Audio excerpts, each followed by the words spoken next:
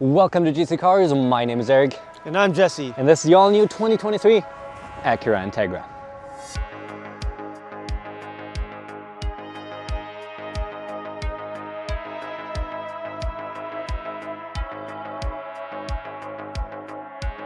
So the legendary Integra is finally back, this time only as a four-door, no more coupe version available, and this is actually based on the Civic Si. Same motor, same all that, but of course a lot nicer as an Acura. We have it as a manual transmission here, as we wanted to have it, and as always we're going to take a look at the exterior first, then we're going to take a look at the engine, then we're going to drive it in this slushy Canadian winter. Wonderful.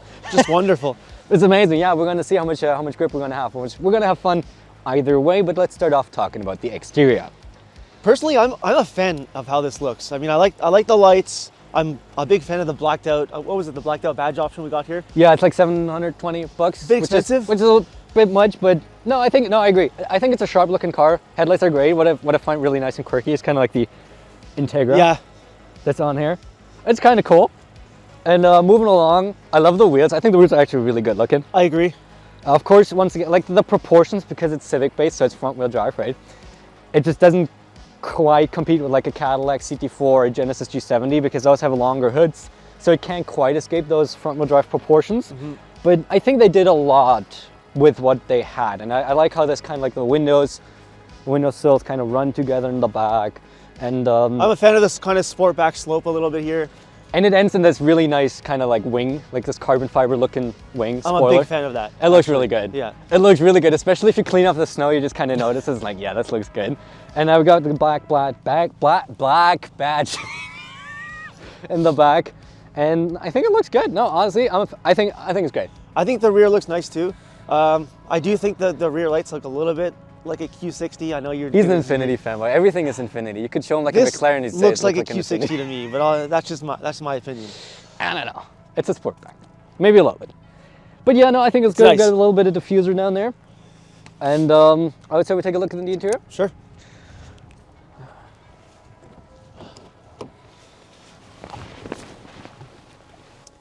Okay, so interior.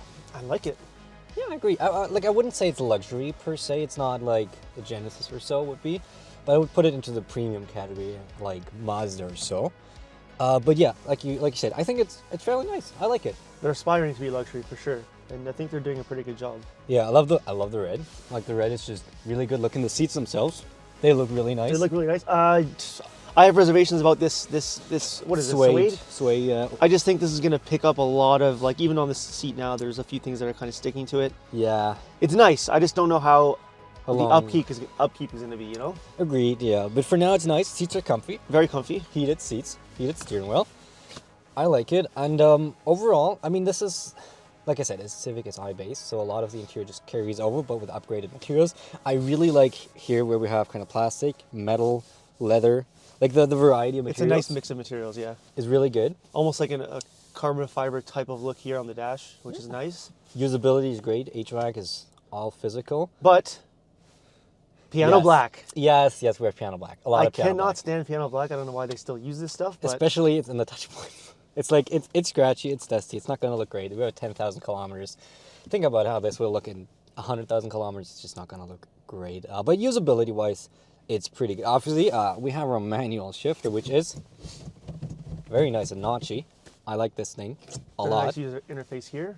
Yeah, we have a digital gauge cluster. Infotainment is the usual Honda Acura system. Once again, not super like feature rich, but very quick to respond, customizable, and an auto Apple CarPlay wireless.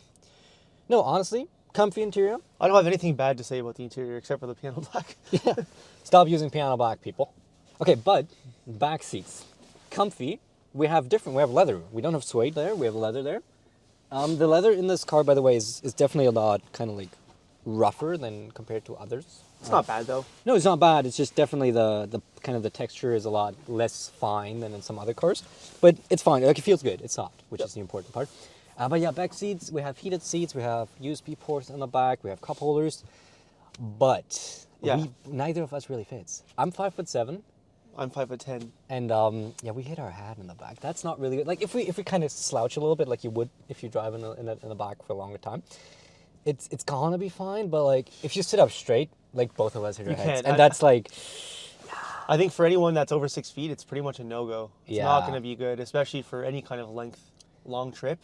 Good luck. yeah, so you definitely compromise a little bit. But otherwise, like if you're small, It's comfortable. it's very comfortable. There's enough leg room. Yeah. It's just the headroom. Legroom that's is the issue. actually really good. Yeah. Okay, and that puts us to the trunk. 24.3 cubic feet of space in that lift gate we have. So it's not a traditional trunk, it's a lift bag / sport bag, whatever you want to call them. And no, it's great. You can put on the second row seats. You have more space. Like you can have a lot of space. This is the cool thing about anything that's like Civic based. You have just so much space because they're so well kind of engineered in terms of The spacing. only issue is the lift height. Yeah, the lift over height is really high. It's like hip height almost. It's pretty high. It's pretty high. So if you have like heavy stuff, it might be a bit of a thing to get it over there. Anyhow, do we go driving? Yeah, let's go. Okay, out on the road now here in the Acura Integra. Time for a launch. Manual first gear, sport mode, traction control off. It's gonna be wheel spin city or whatever.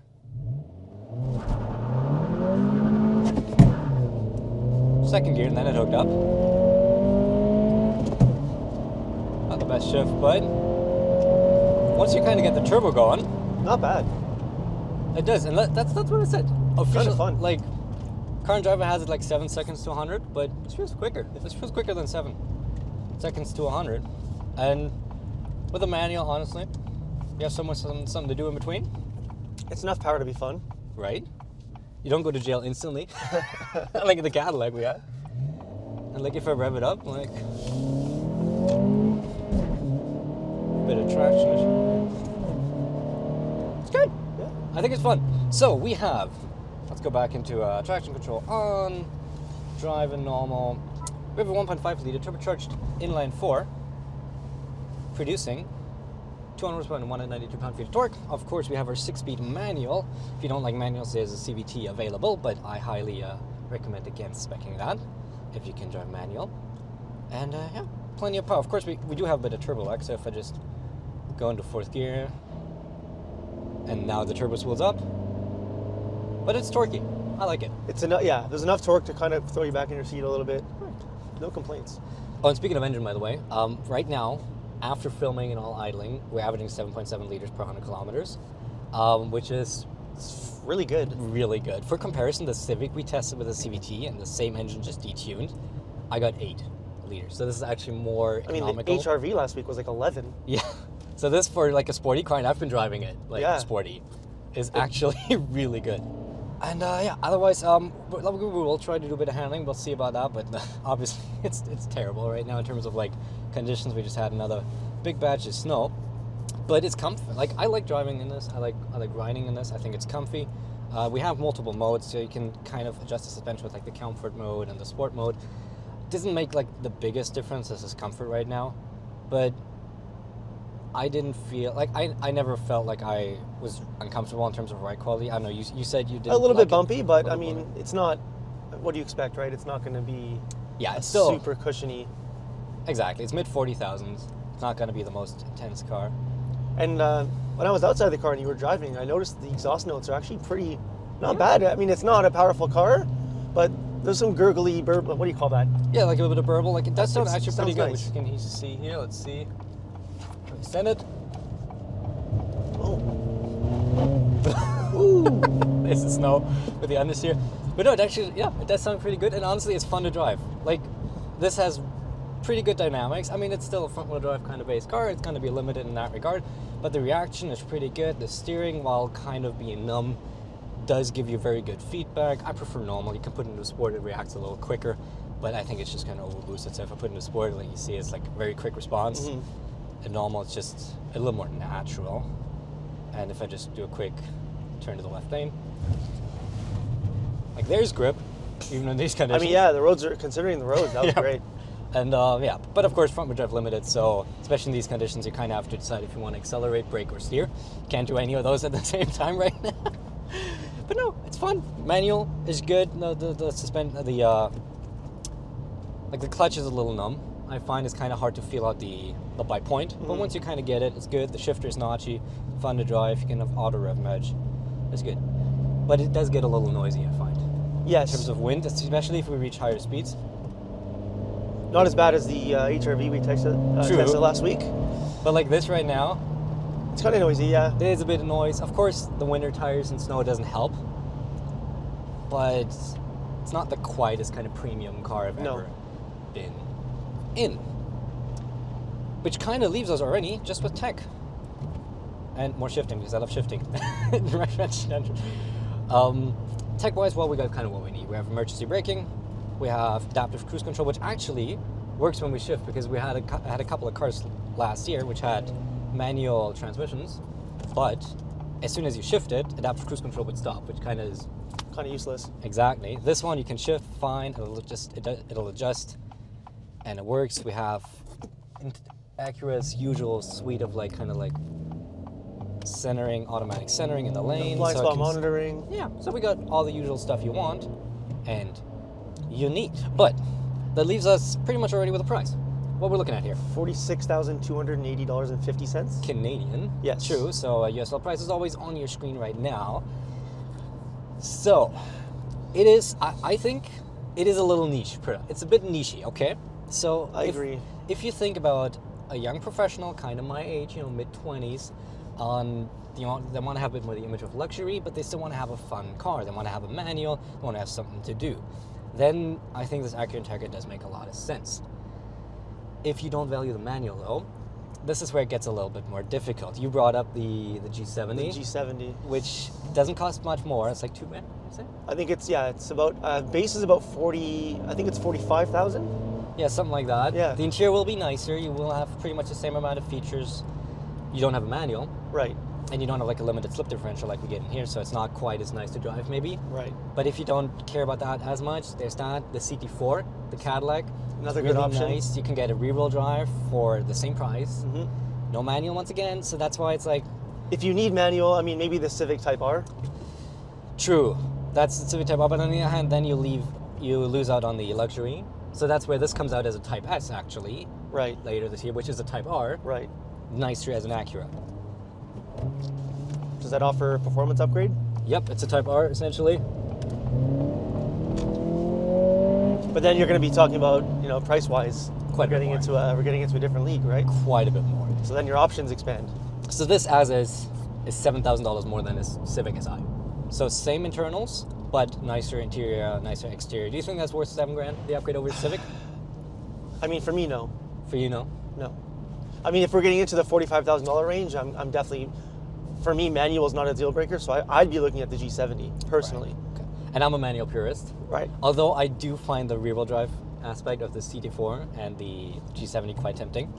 So, but we're in Canada, don't forget. If this is your only vehicle, do you want a rear-wheel drive? my friend, you see all the Camaros and Mustangs out on the road, just get Blizzaks, you'll be fine. Whatever makes just you get happy. yourself your tire and learn to drive. But yeah, it is fun. It's a fun car. I love manuals. I'm a manual purist. Okay, so we're kind of split on this. Like the first thing I said to you when I got in this car was, what is their target market? And I'm still not quite sure. Like you said, young professional. It is niche. It's it is very niche. It's a niche product. I think it's a nice product. Yep. I don't think there's anything that's wrong with this. There's just good competition out on the market. That's the issue. And if you want to have a premium luxury manual car, this is one of your very few choices you actually do have for this price. And then it makes a whole lot of sense. Yes. If you don't want the manual, if you don't really need the sportiness as much, then you might either want to go for a lesser trim level, Right. or you go Genesis or Cadillac. Right. 100%. Okay. Well, that concludes this review, I would say. We got our agreement. Let me know in the comments, guys, if you are more into manual, if you pick this just for the manual, or if you go G70 or CT4. And other than that, I think we could do one more pull. One more pull. You can never have enough pulls. Exactly. I Gotta love keep manuals. it real. We got to keep our integrity. And oh no! Okay, bog down there. There you go. It's fun. I love manuals. Anyway, thanks so much for watching. Hope you enjoyed it, and we'll see you next week. Later. Bye bye.